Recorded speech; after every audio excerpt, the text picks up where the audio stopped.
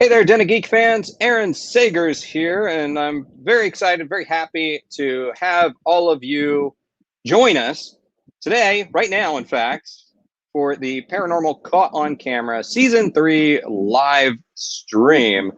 And I really want to thank Den of Geek for allowing us to make this happen. We have the whole crew coming together, and we're going to have a grand old time. And so one of the limitations of this is that we can only have 10 people on the screen at a time. So that means that there's actually 11 of us. So at the half-hour mark, we're going to swap out someone and bring someone else in. So you guys get ready with your questions. Also, I would kindly ask, go ahead and tweet about this. Talk about it at Facebook, Twitter, hashtag MyParanormal, and also Den of Geek.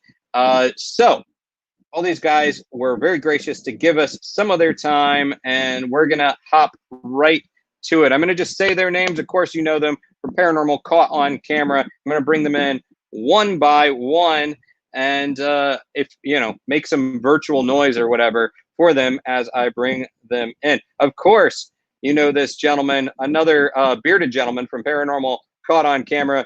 Make some noise for Mr. Derek Hayes. Hello. Thank you for having me. Thank you. And so Derek's got a nice studio set up there. Of course, he's a podcaster, monster amongst us. So, and then, of course, Dan Sturges from Sturges Paranormal. Dan, thanks for joining us tonight. Hey, guys. How's everybody? I think everybody's excited to see you. And, of course, one half of the Weird New Jersey crew. Give it up for Mr. Mark Sceurman. Greetings from Weird New Jersey. Mark. Hey. And the other Weird New Jerseyan, give it up for Mr. Mark Moran. Hey, Mark, thanks for joining us. Thanks for having me. Hello. How's it going? Nice to see you. And we're going to keep going. Susan Slaughter, welcome to the feed. Hey, Susan, welcome to the Paranormal Caught on Camera. How you doing today, Susan? Doing swell, my friends. Good to see you. And, of course, you know her for Caught on Camera and also Stories with Sapphire. Give it up for Miss Sapphire Sandolo. Oh my God, it's a dog. Hello. It's like, I swear, like one of the footage I expect to see when they send it to us from the producers. It's a dog. Of course, you know him from Haunted Collector and Paranormal Caught on Camera, and also his traveling exhibit of paranormal history, Mr. Brian J. Cano. Brian. Woo. Hey, everybody. Hey, Brian. That was a good woo. See everybody. And okay, Rachel Evans, welcome to the feed. No. This is looking very Brady Bunch right now. I know. I think that would make you the Alice, wouldn't it? Like, and also, folklorist from Paranormal Caught on Camera, Dr. Lynne S. McNeil. Hi, everybody. Hi. I ruined the Brady Bunch. I'm sorry, guys. Ruined it or made it better? I think you made it better. Was it Cousin Oliver, I think, ruined the Smooth. That was smooth, Brian. Smooth. I'm Cousin Oliver. Yep. And guys, as you all know, we do have Ben Kissel joining us in a little bit. We're going to have him pop in just a bit. But let's get right to it. First off, we don't really ever get to actually communicate with one another in person because we're just in and out of studios or right now filming over quarantine. So I never really get a chance to do this, but I want us to all lift a glass and say, cheers to one another. Paranormal. Cheers, guys. We should hang out more. I think that's what we're getting, right? Yeah. Yes. Guys, after this, we're going to do this like every night, every other night. That will get old. As much as we can. Parties. Yeah. Well, my first question for all of you is, I'm going to go through the line, is really, what was sort of your first kind of paranormal weirdness, paranormal exposure? Who was the person that got you into the paranormal? Was it a family member? Was it your own research? How did you get into it? Derek, why don't you begin? Who was the one that really got you into the paranormal, or how did you get into this? Well, I guess technically mine was a cryptid, actually. It happened when I was about 10 years old. Me and my brother and a family friend, we were kind of exploring the woods behind our house in southern Ohio, and we saw on ABC an alien black cat or alien big cat.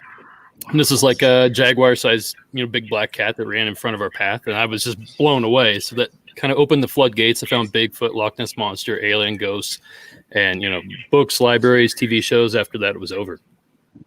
Awesome. Yeah, I mean, I would say that I was very much in line with that, a nerd from the very beginning. But for me, it was like the pop culture and mysteries of the unexplained Time Life book, unsolved mysteries, in search of stuff like that.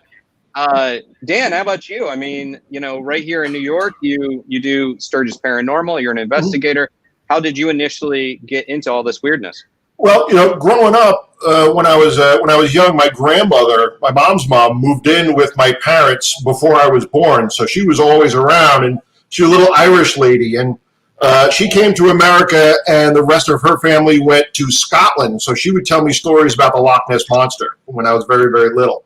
So going to the library and looking up the Loch Ness Monster, I came across books on UFOs and ghosts, and that got me started. And then the Night Stalker TV show and In Search of, and probably the same story as everybody here. But it was Grandma and the Loch Ness Monster that got me going in this. So did she believe in Nessie? Like, she outwardly thought that Nessie was out there? Yeah, I think so. At least she was telling a very young Dan Sturges she did. So, and we actually traveled there together. We went to Loch Ness, but she would tell me stories about leprechauns in Ireland, and then her family went to Scotland. She would tell me about Nessie, and it just fascinated me. It blew my mind, and got me going on this path. So, here's the grandma. All right, thank you. Yeah. Here's the grandma. Here's the grandma, guys. Come on, Grandma. my grandmother. Cheers, Grandma. Don't leave Grandma Sturges hanging. Thank you. And Mark S., what about you, man? I mean, like, obviously, Weird New Jersey has been a staple in this paranormal community for a long time. But as a little bearded Mark, how did you first get into this? I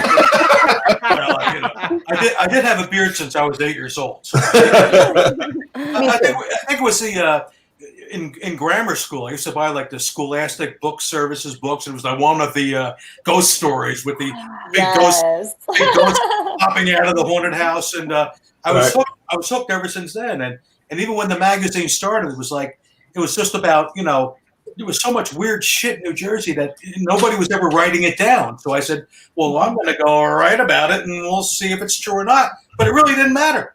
We went out and searched for legends, Well, Mark Moran, like, what add to that? What about for you? Well, I'm like Dan. It really started when I was really pretty young, and when seeing like TV shows like In Search of and Kolchak, the Night Stalker, and I was just the thing that was fascinating about that was with In Search of. It was a lot of investigation into these things that really, up until that point, were not like pop culture. They were around. People knew about Bigfoot, but I think that really brought it to the fore. And then when Kolchak, the Night Stalker, fictionalized it, they a lot of what they did was they kept the original legends intact, and then sort of made up a fictitious investigator, like during an era when everybody on TV was an investigator. So that's exactly what Mark and I started to do, later on, was really not so much investigate ghosts and hauntings ourselves, but to document those who had come before us and investigated these things and documented them around our particular state, and then later the whole country. Yeah, I mean, I'm down with that. I mean, like, my training professionally was as a journalist, but really, like, watching the fictional journalists like Kolchak was a big one. Although I don't really have a good seersucker suit or a hat as good as he does. That's what I'm wearing next season, actually. It would look good on you, Aaron. You know, if I'm ever allowed to switch out of my thick, heavy, No, you're not allowed. No. I have my costume right here. I'm all ready to go. Filming in 100-degree weather in that outfit is a little toasty.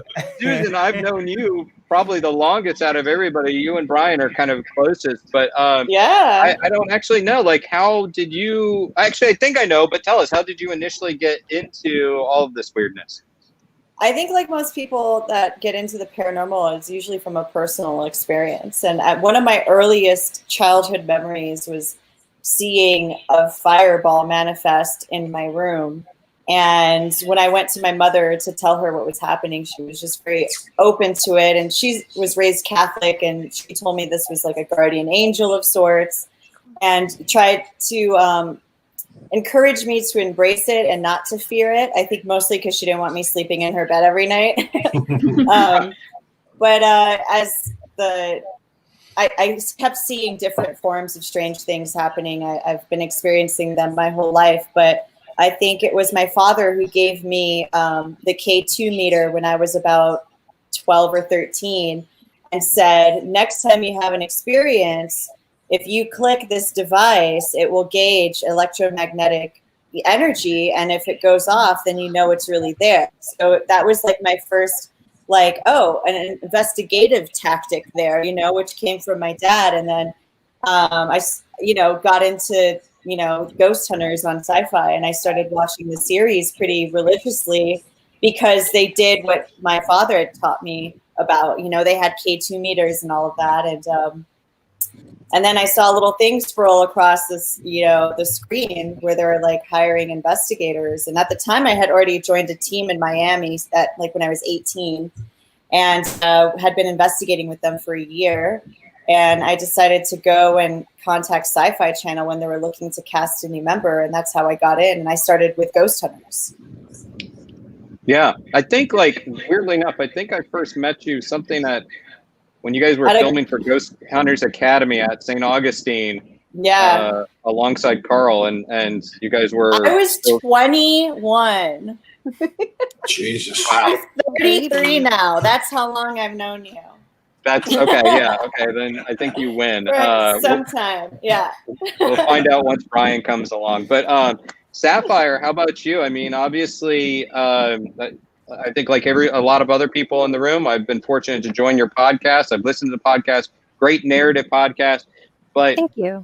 Tell me a little bit about how you first got into this world as a youngin', as a young adult, whatever.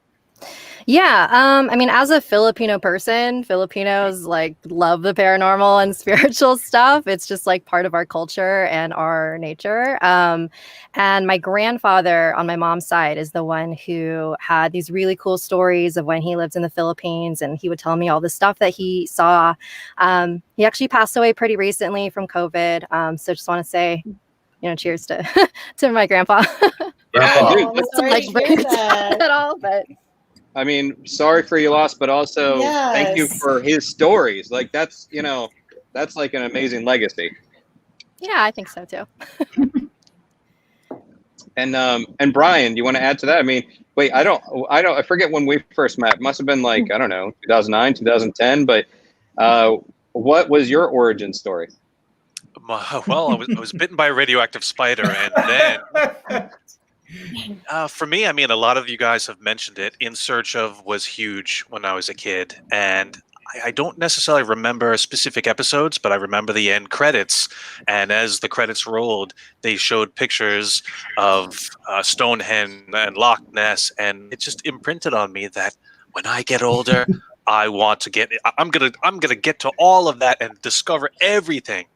And then when I was 10, Ghostbusters came out, and I mean, it's a comedy movie, but I have to give it up to Ghostbusters because everything up until that point was doom and gloom and you're gonna die and The Exorcist and The Omen. But this one was funny, and it imprinted on me, we're ready to believe you, and you can explore this with tech. These are the guys that had gadgets. They built devices, and to me, that was something else, and it really resonated. And I was always interested in the topic, but I didn't really seriously get into it until the early 2000s officially, and that was more in an urban exploration fashion. And actually, the Weird New Jersey guys are partially responsible for that. An article in one of their issues called "The Abandoned Monastery at Staten Island." St. there were all these Augustinian Monastery. Yeah. Yes, I remember. yes, and here's the thing.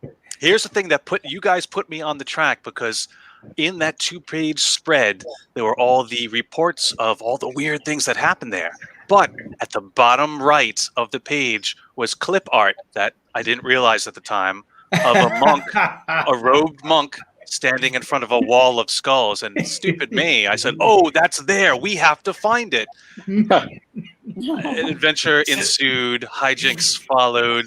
I know I've told you guys this before, but yeah, that we spent a lot of time looking for that room.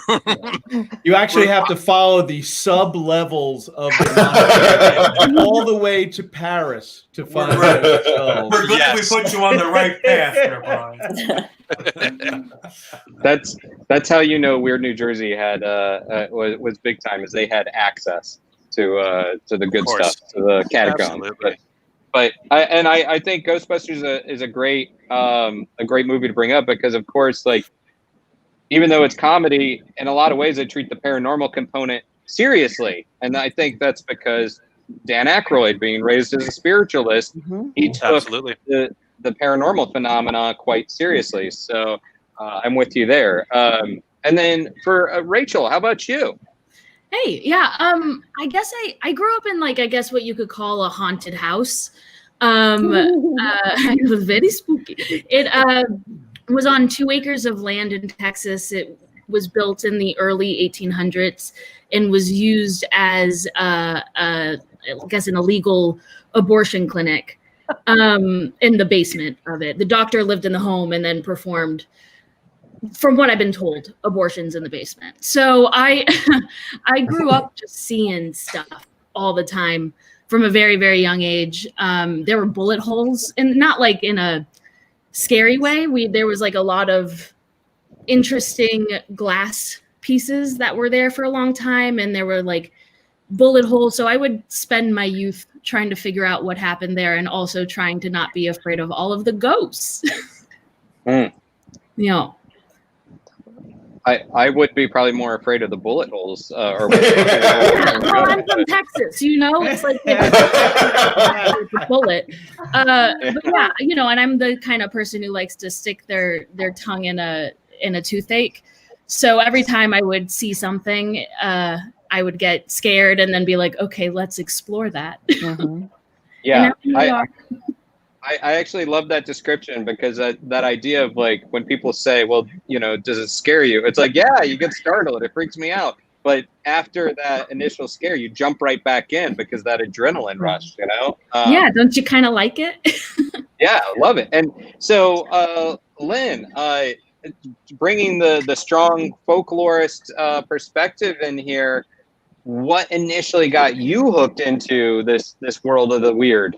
You know, I'm going to sound so unoriginal saying this, but the movie Ghostbusters was super formative when I was a kid. And my mom asked me what I wanted to be when I grew up. And I said, like, hands down, I want to be Dr. Peter Venkman. And I made my parents call me Dr. Venkman for a while, like as a 9-year-old, you know, like it was weird.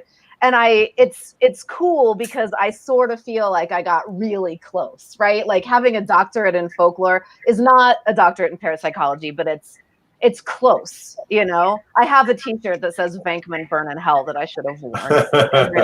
But, you know, so I mean, it started there with just the idea of it. But, you know, even after that as a kid, I was obsessed with fairy lore and fairy tales and urban legends and all of that stuff. And I got lucky as an undergraduate in college. I took a folklore class and literally spent the entire semester looking around like, what? Like, this is a thing you can do and like become a doctor of. And like from that day one in that class, it was set. I was just like, well, I know what I'm doing. I'm going to go get all the degrees you can get in folklore. And then Well, and I just got lucky. It worked. and out of all of us, you're the only one that can say, "Back off, man. I'm a social scientist." I got a degree. I know, right? A soft scientist. We like to call this soft sciences as Awesome. opposed to hard sciences, you know. So Well, it is. when we, and I want, I'll throw this out to anyone. Actually, here's let me throw this out to anyone. Sort of when we see this footage come through, and not to show too much of the magic behind the curtains, but we get a list of the footage. We're asked to compile thoughts, and then we go in and normally we would go in and film our reactions. Now it's a little bit more remote. But what is your initial sort of response, the way you approach this footage, your first analytical kind of footprint when you're looking at this stuff? Anyone can jump in, and let's see. Who has a thought initially? Who wants to go? When we get these, sometimes there's a description, or they might have interviewed the person that's submitting the video. And I try not to stay away from those, and I don't have a lot of free time, so I'm always sort of rushing when I'm watching these videos. But I like to watch the video first and really try not be influenced by what might have been said, and so I can kind of form my own opinion first. Yep. And as soon as they start saying, you're going to hear this, you're going to hear that, I don't want to hear any of that. So I try and avoid all that and just go from my initial sort of reaction. And then write my notes down, and then go back and see what they say about it and see if they match up. And usually, they don't. But it's interesting, and so there's some cool clips that come through. There's some cool clips. Well, okay, so Dan has that approach. I'm seeing a lot of nodding heads. Does anyone sort of take the opposite approach of you do look at the notes and the interview? I'm going to raise my hand. I do, but anyone else? Read through it and then look at the footage? Well, I think we all have to do a little research on the video, And Right. what I don't like is the dramatic music. Oh my God! Yes. Yeah. I mean, you don't really need that, No. Right. And I know they don't show that on the show, but it's like it's like it kind of like it makes me just think twice about what's happening. The more Exactly. professional the video, the less likely I am to really Right. buy it. Like Right. the people who are unintentionally recording stuff, or who are just like, this That's the isn't my best. job. I don't know what I'm doing, but this happens every night at 2:30 a.m. Yeah. Like then I'm When- just like, I'm in. When it's polished, it looks like there's an agenda behind it. I'm putting this out there and for a specific reason, rather than just tell me what's going on. Yeah, I agree. Well, do you think that there's sort of this catch-22 of the perfect footage, and I run into this at times, because on one hand, especially with the technology and the cameras that are recording constantly, it seems like, okay, maybe it is possible to catch this perfect apparition or cryptid or whatever it might be, and that's what I want. I would love to see that perfect footage, and yet when I do see it, I'm like, it's too good to be true. It's almost like when it's too shaky and fuzzy, like, I don't know, that could be a Sasquatch. And I'm like, well, I don't know. Maybe, if only it was a little bit clearer in that case. Do you find yourself running into that too good to be true, but not good enough dilemma at times? Yeah. Yeah, those absolutely. are the videos It's that come so- from Oh, sorry, go Russia. ahead. Because it's like when you see a floating child, standing there, you're thinking, Jesus, that looks like a floating child. How could they fake that? But it's coming from Russia, so you have to take all of that into account too. You're not just simply judging the video on its merits. You have to think of the source. Mm-hmm. Yeah.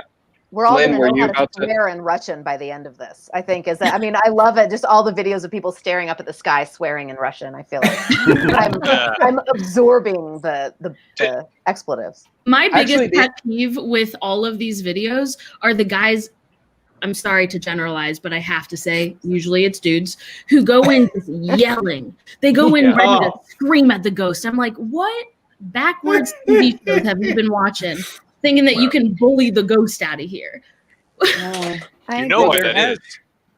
I can We're talk on the same shit, but I channel won't. as they are. I know. I was like, I don't want to talk shit. Well, if they could only run the actual audio clips with the actual original language of like people, you know, in cities seeing UFOs, people would really find it entertaining, I think. What I find the hardest is to when they have the UFO videos. I mean, nobody really knows what those things are up in the sky. Right. You know, I mean, you can like say whatever you want, but it's just, you don't know what to say because you run out of things to say, you know? Yeah.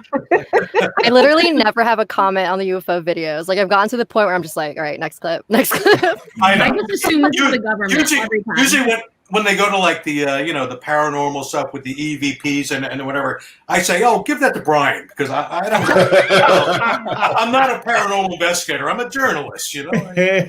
But don't you find it fun sometimes with some of the really like when maybe you don't have anything to say or it feels very similar to other footage you've seen? Does anyone else just start swinging for the fences with a really weird going down the rabbit hole? Wait. If it was real, what would you think? That's when Sometimes I catch myself talking and I'm talking, and on the inside I'm going, what the hell am I saying? What the hell did I just say that? Because if somebody said that to me, I'd punch them right in the face, and I just said it. I keep saying, can I do that over again? Yeah, all the time. I just curse. This way they can't use it. Like, shit, or fucking they can't use it then. Definitely, the editors have the hardest job in this whole production. They what? The editors have the hardest job in this whole production. I'm constantly talking to the editors I don't know and apologizing to the camera. I'm like, I'm so sorry. That doesn't make sense. I made up that word. I don't know. Did you guys just notice that I leaned in to hear better? Did you guys notice that? I leaned in so I could hear you better. Yeah. When you guys got started, did anybody have an issue with I'll call it debunking, but just trying to get to the proof of get to the point of what's going on in some of these videos? Like that's something I really struggled with early on. Is I could see something like this looks explainable to me. It looks like a drone or whatever, and of course we can't talk about that a whole lot. We can't really be negative on the subject, so it's kind of difficult.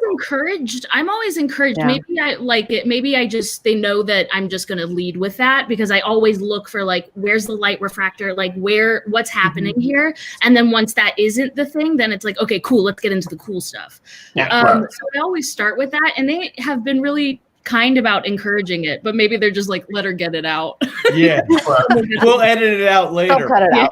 Yeah. I think it's entertainment. It's actually something that, and someone in the chat mentioned this as well. They're asking, are we told not to be skeptical? And it's, I don't really, at least nobody's ever told me don't be skeptical, but it's more like we could say whatever we want, but I like the fact that we're allowed to just like explore ideas. And, yeah. I have some insider info. So like the way that Travel Channel treats their shows, they come from purely a believer perspective. They're like, okay, the people that watch our shows are believers. They're not skeptics. So we're not even going to entertain the skeptic side. We're just going to like entertain the believer side because that's what people want.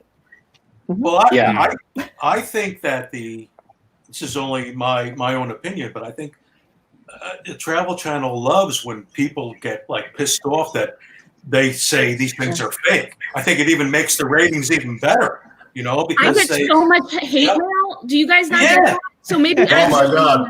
We get it all the time. Okay, good. I get hate mail, but not because of the show, just because. Just because you suck. I'm just kidding. I'm gonna send you a nasty email later on, just for fun. You son of a bitch, you. Personally, for me, it's like they want to ask you questions sometimes that are sort of superficial to the actual video that I will not engage in. It's like, they'll, you know, I'm there to comment on paranormal caught on camera. And then they say, well, you know, and I'll say, well, I don't really see that happening. Well, and then they'll try to, but what are your theories on this? And I'm like, I am just here to comment on what's caught on camera. Right. If I don't see that in the video, I'm not going to comment on it. And I'm sure that's, you know, maybe counterproductive for the production or whatever, but I'm not going to go out on a limb. You know, I kind of am more of a journalist than a paranormal investigator. So I can only, you know, it's like Joe Friday said in Dragnet, just the facts, ma'am. Yeah. Although it's hard when it's a paranormal, it's not always, it's like, I think sometimes it's theory and then hopefully facts. I do want to say, so Brian is experiencing a bit of a lag, so we're going to let Brian go. He's going to have to exit, and that means, Mark, we're going to keep you on. I thought he was caught in the Matrix there. Yeah, he's kind of This frozen. is so weird. He's frozen in time. That's pretty good. It's like that bird frozen in time over that highway. What was that? What do you guys think that was? Seriously. All right. A glitch in the Matrix. Of course. Brian, thank you for joining us. I'm going to let you go, and I'm going to bring in Ben in just 2 seconds. Thanks, man. Sorry that the feed is not strong, that you're lagging. Bye, you, Brian. Bye, Brian. You're the best. It's so Brian, weird. see Brian. Dina Parsippany. See you guys. Oh, Hey, Hey, When was I Brady touched Bunch. that, Brian? then Back they to were the Brady lying. Bunch. He's been voted off. And I'm going to let Ben know. Come on in. So with that said, I feel so like unceremonious kicking Brian out. Like he's been voted off the island. We can talk about him now. I'll never know. I mean, one thing I actually really like about this show that I think is fairly unique is sort of the multicultural perspective. I mean, when we talk about the Philippines and wait, hold on, I'm getting a message from Ben. He's having issues. Okay.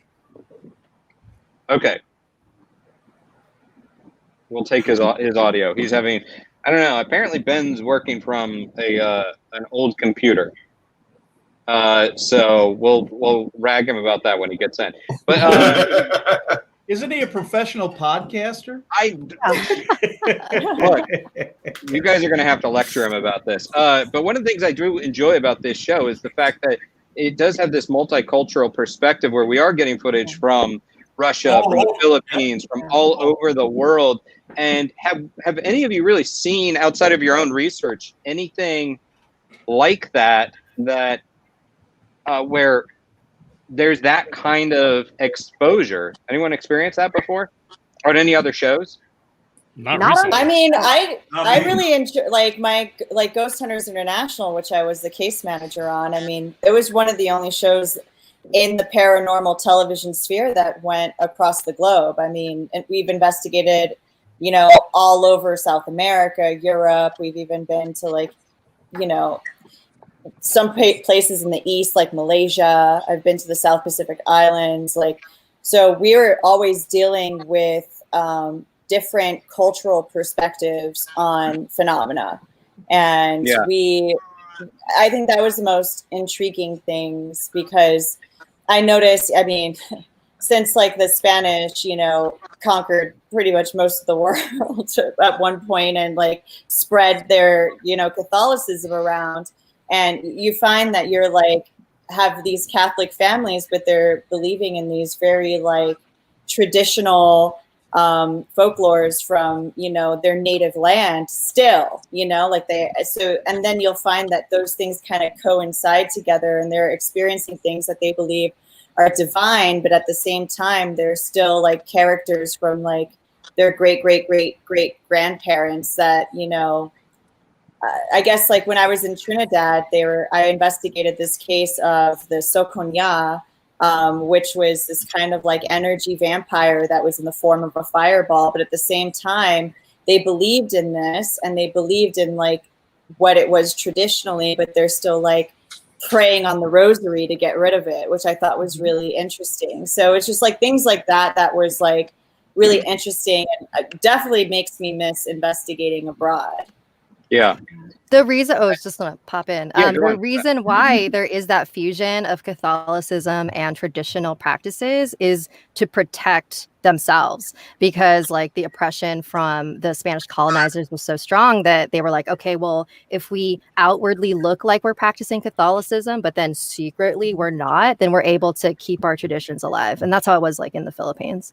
Yeah, Well, I think everyone's beliefs, like nobody is just like, I subscribe to X pre-identified, pre-packaged set of beliefs, and that's my whole belief system. Like everybody's belief systems are all over the place, and it includes science and pseudoscience and religion and folk belief and Scooby-Doo and all of these things. Like tell us what to believe in. And that's where I actually find this show, as I tell my department head on a regular basis, like this show embodies folklore studies as a discipline pretty solidly, because the experts here are the people submitting the videos, not us, right? Like we're here to say, here's what we think, you know, like I look at that video and I think blah, blah, blah. But this is a show that actually lets the people who captured the footage speak for themselves first. Right. And Exactly. that's so awesome. Like that's why I'm just like, woo, I'm sold on this. I'm sold on this idea that everyday people are the expert. Like, of course they're gonna know that was the spirit of Grandpa because those were Grandpa's favorite shoes. Like I wouldn't know that. I can't be an expert on that. And I've noticed that there's more like video submitter videos coming in now. You know, so there are. It's really cool. Yeah. Well, and that goes to the popularity of the show, is that people are aware of it and they're sending their videos in. I remember the first season, it seemed like it was a lot. The videos were searched out, you know, YouTube searches. Right. And now, I mean, I've gotten emails from all over the world. It's insane. It's crazy how far this reaches. So that's a great point, Lynne. That you know, it's and I hadn't thought of it that way. So thanks for that. That's a great point, and it's a testament to the reach of the show. Yeah, where people are sending these videos in from all over the place, and they're great videos, some of them. Mark and I kind of had this experience with Weird New Jersey because we started out as this tiny little newsletter, and we didn't even know that all of these little local legends existed, and we started collecting them. And you know, as it snowballed and we got larger and spread out across, we realized that every single place in America had these stories. You know, everybody's got a story. Yeah. You know, so we went out and documented them. The thing about this series is now you realize everybody in the world, no matter how exotic the location might be, all of the stories are, although they're all indigenous and they all have very specific details, there's a common thread. And I think it's just an archetypal preset of, you know, our psyche, where no matter where you are, you know, you're going to have these similar legends and stories, you know, no matter what religion you are, you know, background, whatever. Well, and within that, we've got some evidence, not on this panel, but coming up, I feel confident in saying that I think this coming episode, we do get to see some, I think, one of the cooler pieces of footage that I've spoken on coming out of Philippines. Really creepy stuff. The Aswang, I guess, is on its way. So keep an eye out for that, guys. But we also have, he's not paranormal in nature, but I don't know if I would say he's normal. But Ben Crystal is joining us from, I don't know, Ben is a successful podcaster and yet somehow is coming through a broke-ass connection. Ben, can you hear us, Ben? He must be coming from the underground. A bunker. Oh, he's gone. Bye, Ben. Sorry, Ben. Voted off already. So Moving on. But, well, you know, with that in mind, like, as far as across the world, look, we get a lot from Russia, yes. And then within the states, it's like Florida and Arizona. I'm Floridian. I'm originally from Florida. What is the So you deal could with say these that. locations? I can say it. I can say it like proudly because I survived and got out of there. Oh wait, here's Ben again. Let's see if we can get him in. Ben, can you hear us? That doesn't look. Yeah, I anything can hear like you a that. little bit. It's breaking up, perhaps a little bit of government distraction because you guys are spitting such truth. They don't want the people to hear it or a bad internet connection. It could go either way. We are laying the truth in a crowded bandwidth down. We're trying to get the truth out there. So, Ben, why don't you answer this question then? I was saying we get footage from Russia, which is a pretty frequent contributor, but also from Florida and then Arizona. What is the deal with these places? What makes these places so weird and such, potentially paranormal hotspots? And also the places where people like smoke meth and wrestle alligators, at least in the. What's the deal with these locations, Ben? I can't really hear. A lot of breaking up, a lot of static. So I'm not exactly sure what the question was. I consider this an abject failure on my part. All right. I'll text Ben the questions. Okay. As we're going. In the meantime, I could chime in with my opinion here at least. Yeah. I mean, when you look at a place like Florida, I just think I'm from Ohio, and everybody leaves Ohio when you're old enough to leave Ohio. That's what you do. And a lot of people go to Florida from Ohio, and I'm thinking, why are you going to Florida from Ohio? It's kind of like the same, interchangeable. But to me, it's the variety that you find in Florida. It's different cultures, it's different people, different everything's just a melting pot down there. You have people from the north, you have people from the west, you have people that grew up there, indigenous people. And you just start bringing all these legends, all this folklore together, plus all this vast territory, the Everglades. There's tons of space available there. There's all kinds of legends that have persisted for hundreds of years in that space. So it's just kind of, the perfect storm, if you will, for legends. And go on. I was going to say, just Florida, for instance, if you think of it, it's a peninsula and it's surrounded by water. And if we're going to get a little bit like hokey pokey with it, I think there's it's mostly built on lime, which is consisting tons of quartz and type of crystal matter. And then you have all this water, and then you have a ton of aquifers underneath Florida. And I do think that that adds as a conduit for energy.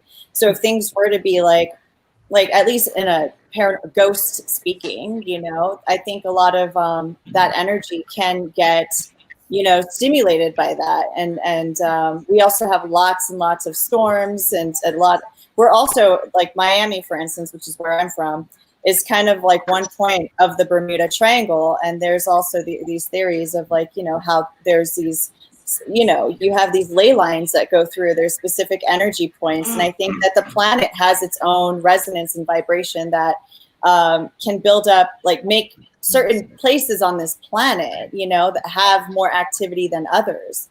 And I see all sorts of anomalous things in Florida, and not necessarily ghosts, but light anomalies that I can't explain, things that look intelligent in nature. And just because I can't explain it, doesn't mean I don't acknowledge it, and I'm okay with not knowing what things are. I just want to explore what they are, I think, that's why I think Florida is like that, I think Florida, and also maybe there is something if your brain's a little out of whack and, people. Also, I don't know what it is about Florida that attracts a bunch of serial killers. If you look it up, they've all went through Florida at least one point on their route. Well, serial killers are just like anyone else. They enjoy good weather. There goes Ben. They want to be comfortable. It's hard to be a cold weather serial killer. You got BTK out in Wichita. Those winters get hard.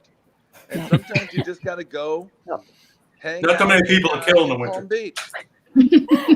There's also a sort of self-fulfilling prophecy that happens here where when you're in a place like the Arizona desert where everyone knows that paranormal stuff is happening, more people are looking for paranormal stuff happening. It's like when you go to a famously haunted pub, you're looking for ghosts in your photos. You know, you're not looking for that everywhere else. So there's sort of this like amplified thing that happens in those places that just sort of doubles down on the places where we know weird stuff is happening. So it's a little self-fulfilling. And I think, like, you know, Derek, I think as you said, like, well, first off, like, you know, in Florida, nothing really dies; it just grows bigger. But the notion of, you know, we think about New Orleans as being this, I guess, gumbo of a lot of different cultures, but Florida is as well. You know, like, it is just this hodgepodge of a lot of different stories coming together and then merging and building. I do want it. So Brian is in the comments, and he says, and this kind of speaks to a comment that someone else asked, travel needs to send us all on an excursion. A mystery weekend would ensue. How would you guys like? Yes. And let them pay for it. I have said that so many times. Yes. Obviously, Mark. I love it. Yeah. I'm in. We're in. All right. So where would we go? I mean, we could do a ghost tour, but I like the things. Here's my request: is if we get sent somewhere, let's make it a little bit luxe. Either nice hotel, tropical island. That's my vote. No, I don't care camping in the swamp. New Jersey. Pine Barrens. Pine Barrens. Pine Barrens. I second the Pine Barrens. I want to go there. Can you camp? I feel like you'll be immediately You'll never come killed. back. So my perception is right. Okay. I feel like you're making this too easy and cheap on the network. I know. I feel like we need to go somewhere in like Eastern Europe and like see some real shit. Dracula's Castle. There you go. Get the Travel Channel to admit to a budget to send us someplace exotic. Then we'll just go to the Pine Barrens and pocket the rest of the money. Well, not to be, I mean, I love the Travel Channel, but I do think that we all have a much better chance of actually finding a ghost than getting a budget. Oh, yeah.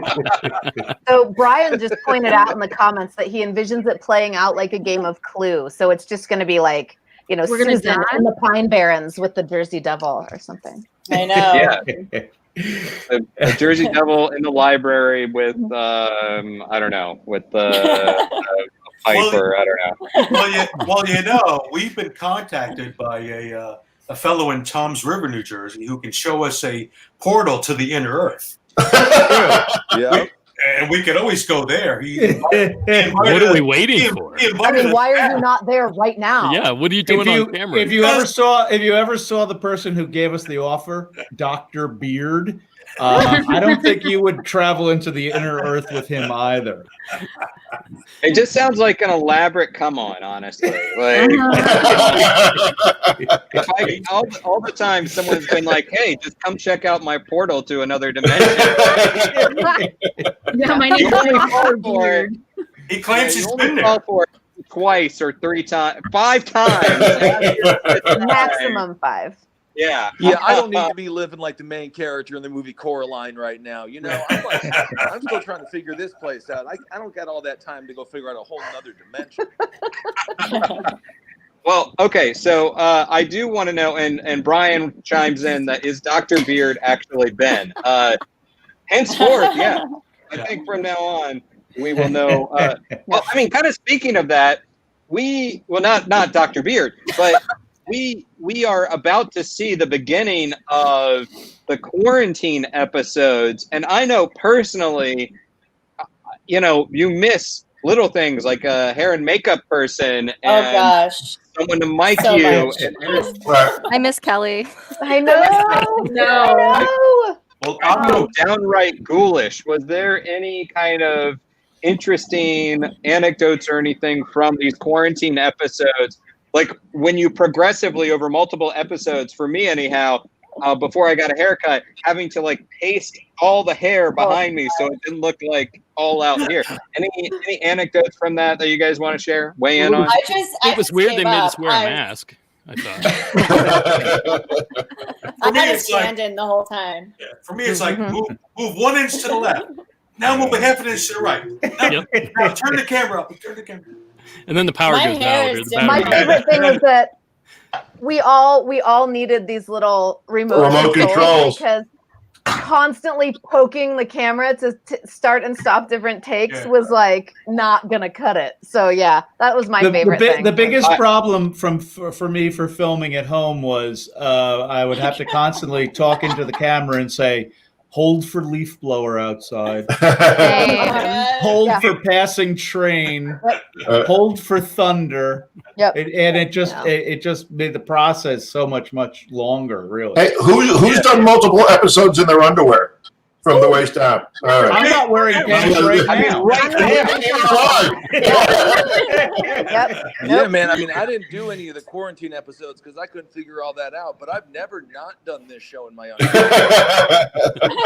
Even in studio. Yep. It's in Ben's contract. He doesn't. Same, Mark. Like for me, living in Brooklyn off of a street, like, and Ben knows where I live. Like I'm in his old neighborhood. Every few hours or even few minutes, it would be like not even minutes, seconds. Be like siren. Yep. Oh my God. Someone getting stabbed outside. We had a couple. Before the guy getting stabbed outside. A couple of weeks ago, we were doing an episode here in my studio's in my kitchen, and there was a violent fight. Like somebody was getting murdered right outside my door. I said, "Guys, just hold on." And they were asking me what my thoughts on were, like what a dog was experiencing. And I said, I'm really interested in what's going on out here. There's, we're going to be looking for a ghost in a moment. We're going to catch one right on the camera here. But yeah, crazy. Brian says he had an ice cream truck. That's just called keep making sure the industry always lives. People are constantly getting stabbed outside your apartment. You never have to go anywhere again to find. That's right. We're gonna have footage forever. Yeah, it's job security. Yeah. Unfortunately. So Brian said he heard. Oh, go on, Mark. What I asked was, is there going to be an outtake reel? Hope there's some outtakes because I did some beauties, or I made one. I made an outtake reel because I'm such an idiot all the time and say such disgusting things which the producers have to just look at me and be like, "You're okay." And so I made one to send to Kevin, and I was like, "Can I post this?" And he was like, "No, but thank you." I think Paranormal Caught on camera bloopers would be fantastic. 3 times my backdrop has fallen on my head. 3 times. Career suicide. Has anyone's pets made an appearance yet? Yeah, my lizard did. Mine has.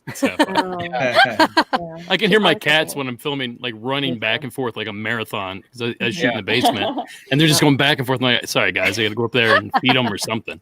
I do like that Brian mentions he had an ice cream truck, and I feel like that would actually fit the tone of the show. Like it's a creepy child giggling in the background. Ice cream truck. That would work that would be good for ratings, actually. I think that sounds amazing. We just covered, I do a show called Side Stories with the Last Podcast Network, and we just covered this dude who drives around in an ice cream truck in Minneapolis, blares heavy metal music.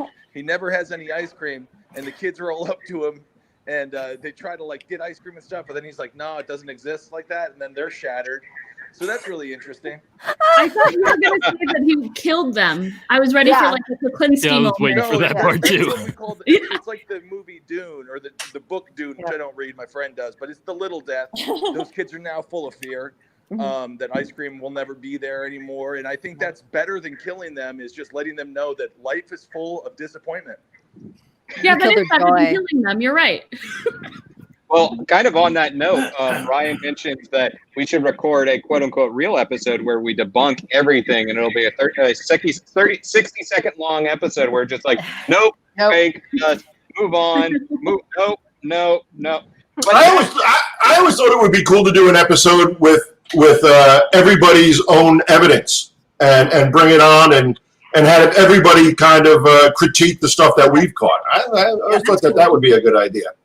Well, I mean, with that said, what's been something that we only have a couple of minutes left, but a couple of questions that I want to get through is what's been something that you've heard someone else talk about where oh, that's cool. I haven't thought about that. I'm going to throw it to Lynne. Why don't you start? But I'm going to comment on one of your observations, Lynne.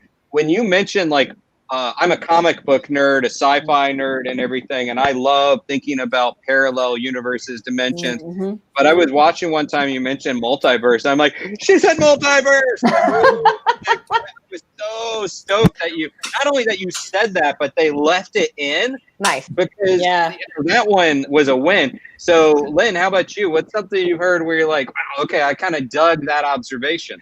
I feel like for me, the thing that I live in sort of constant amazement with is everyone else's like hands-on experiences. I've had a handful of my own paranormal experiences, but for the most part, like I'm like the boring academic person who's just like, I listen to other people tell me their stories. And I'm so jealous whenever anyone else gets to just be like, well, the time that I encountered a poltergeist, like this happened. And I'm just like, crap, like, I don't understand how, like, I'm living my life wrong or something. That I have had one truly terrifying experience where I was out with a spirit box looking for my folklore club on campus at one of our haunted cemetery statues, and they had wisely shut down for the night.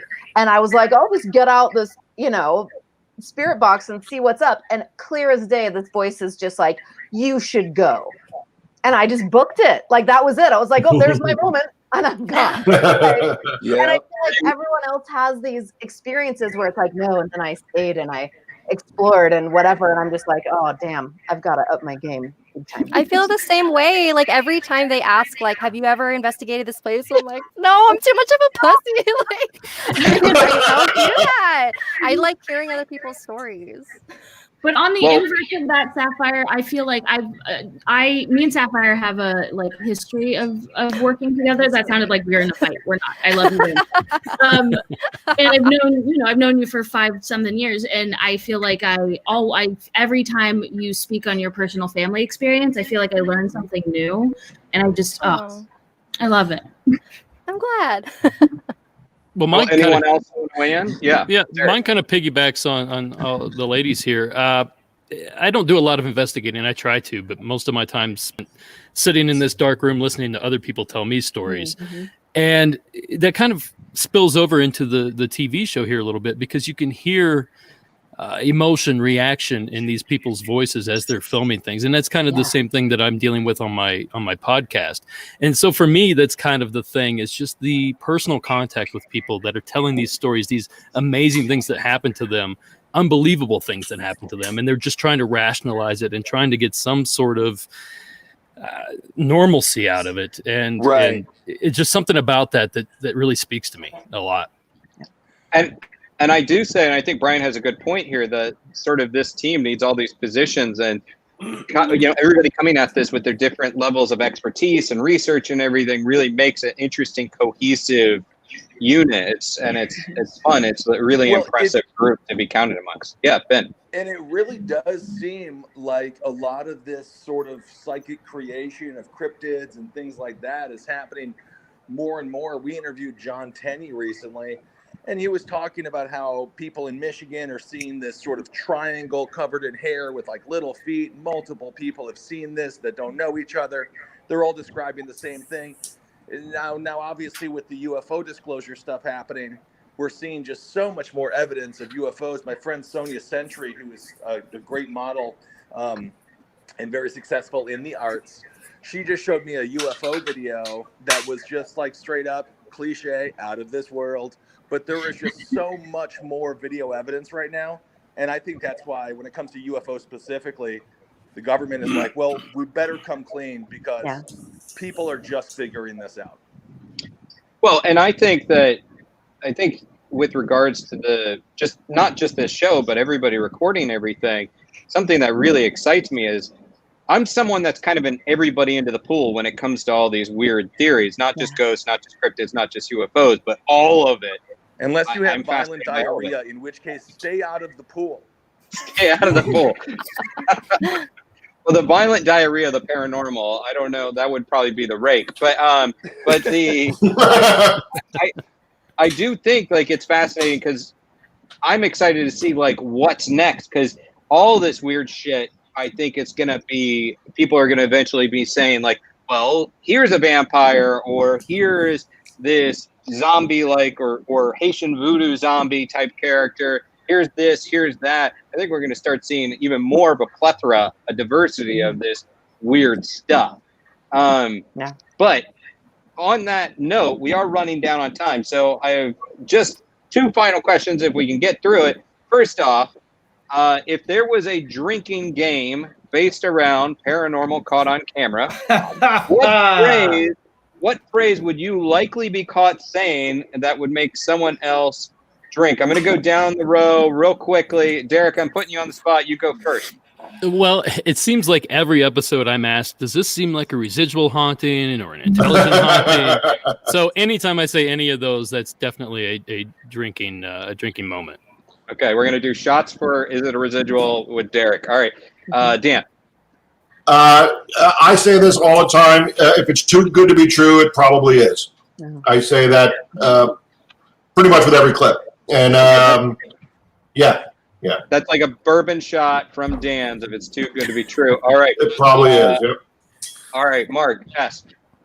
Every time you see an orb, drink. I think we'd be drunk by the end of the It would be fucked up. Yeah, that might We'd be doomed. Mark, how about you? Mark Moran. There are a lot of different theories on orbs.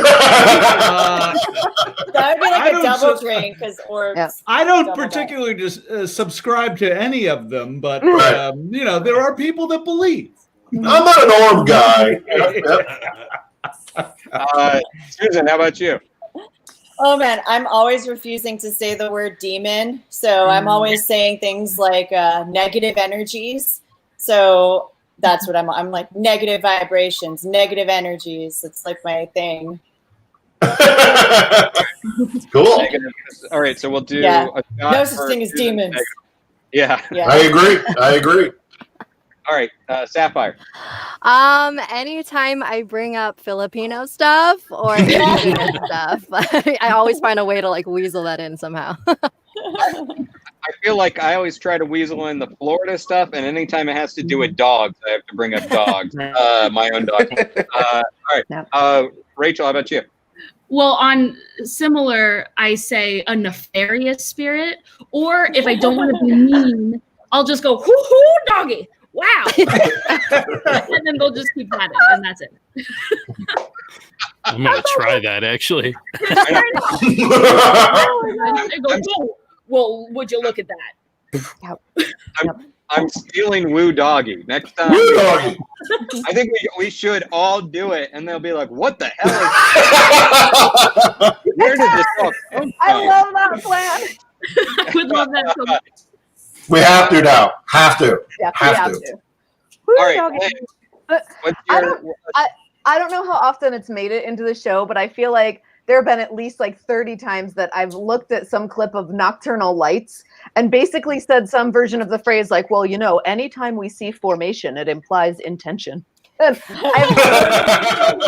I've heard myself say that so many times that I'm like, oh, God damn it. Like, come up with something better to say about these Nocturnal Lights videos. To be fair, they ask us the same questions a lot. Thank you. Okay. I'm like, I've answered what a poltergeist was like over 100 times. That is very true. I figure one of these days my formation implies intention is going to make it in if it hasn't yet. So. Speaking of formation, I think it's worth pointing out that every time they ask us about, well, there's 3 lights and they're forming a triangle, I said it's impossible for 3 lights not to form a triangle. All right. Ben, the Quip Master, who I'm often envious of the fact that they let you just be the jokester on this. What would you say is your drinking phrase, if there is one? Oh my goodness, probably just me yelling random things at children. I'm not sure exactly. I don't know. I mean, I always like to say I tend to be more scared than the people in the videos. So basically, whenever I scream as if that person is doing something that I would never do, such as opening up an attic that is obviously haunted, even if it isn't real, and somebody is in there and they're going to throw a box at your head, I still wouldn't do that. So I'm really, every time I'm in amazement of the bravery of the people that submit the videos, I think you could get pretty hammered doing a drinking game with that. I seem to remember a recent one. It was a child one, but like, there's no rule book for this kind of thing, or. And I feel like we would be remiss if we didn't bring in Brian's quote, which has become something of a hashtag. What was it? That's it. I find You have to myself. say it how he says it. He's like, what was it? Like, he's just so like, what was it? There are different deliveries to it. There is the Captain Kirk version. I do find. The other one is, what do you think the ghost was thinking? How do you know? I naturally sometimes almost find myself saying like, "What was it?" And I'm like, "What? No, that's Brian's Brian. territory. Can't do that. Trademark. Copyright. Don't steal the man's lines." Well, on that note, we have gone over a little bit, guys. First off, this was a hell of a lot of fun, and it wasn't just the alcohol.